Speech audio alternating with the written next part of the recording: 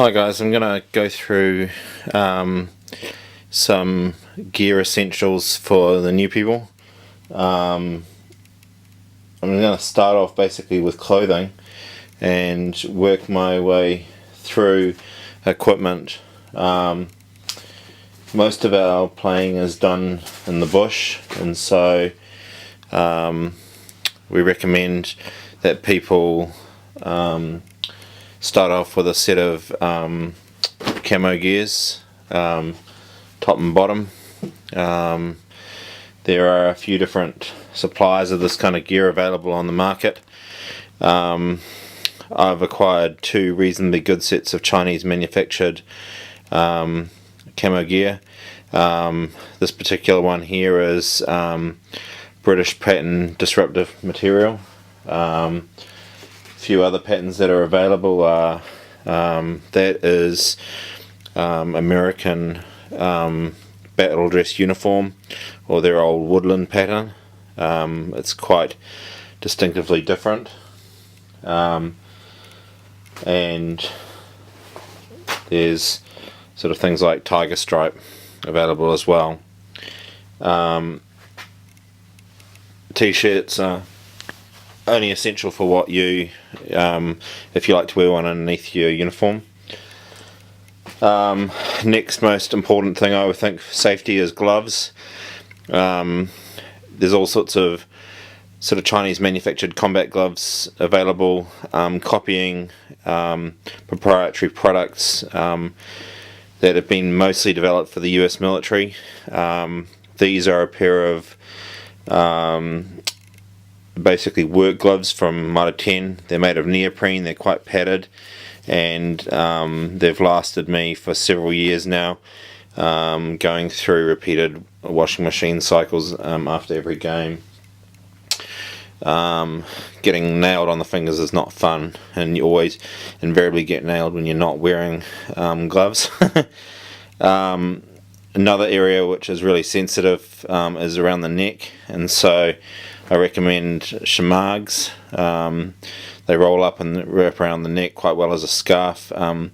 Don't worry about funny little neoprene neck protectors and that sort of thing. They don't really work.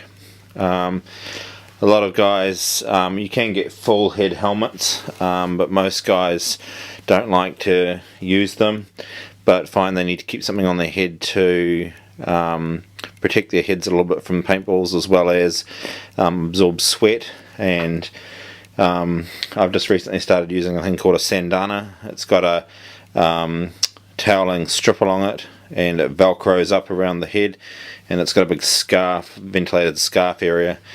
I'm quite liking that. I sometimes stick a bit of extra absorbent material in there. I've got a couple of bandanas I use if I'm not using those. Okay. Next major item would be masks, and I recommend that people carry their mask in a bag that protects the lens a bit. This is just one I made up out of a bit of cheap polar fleece and used a bit of elasticized stuff. Hang on, I'm just going to go off the camera and take it out.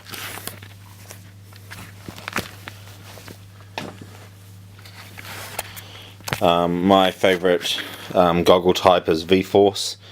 Dye masks are very popular in New Zealand at the moment, but they're also very expensive. You'll buy one of these masks, which is a V-Force Profiler, for about $120. The next model up would be the Grills, which is about 180 new. Sometimes they've picked up second hand, cheaper than that. A friend of mine picked up a Grills for about $75. I picked this one up second hand in good condition for, I think it was $45 or $50. There are lots of different masks on the market, but going something with a good field of view is really important, and it will save you a lot of hassle. Fogging is always an issue, and you can see I've got my little fogging arrangement with that bit of tubing, and it's got a little little push balloon thing, like off a blood pressure cuff. In terms of carrying paintballs, I've got this vest up here. This is the vest that I'm currently recommending.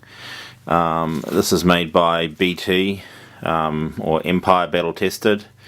It has 4 pouches that go on the front. I've only got 2 of them on there at the moment.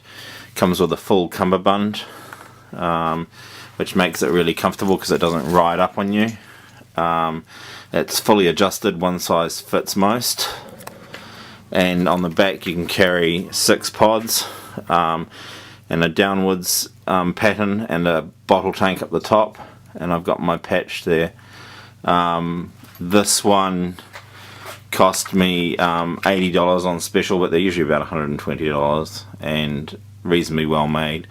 Not mil spec by any means, but good enough for use once or twice a month. Highly recommend that one. I wear standard combat boots, which I've left upstairs, so I'm not going to film those. They're much of a muchness. Just get something that's comfortable for you. Next thing, we'll be looking at gear storage.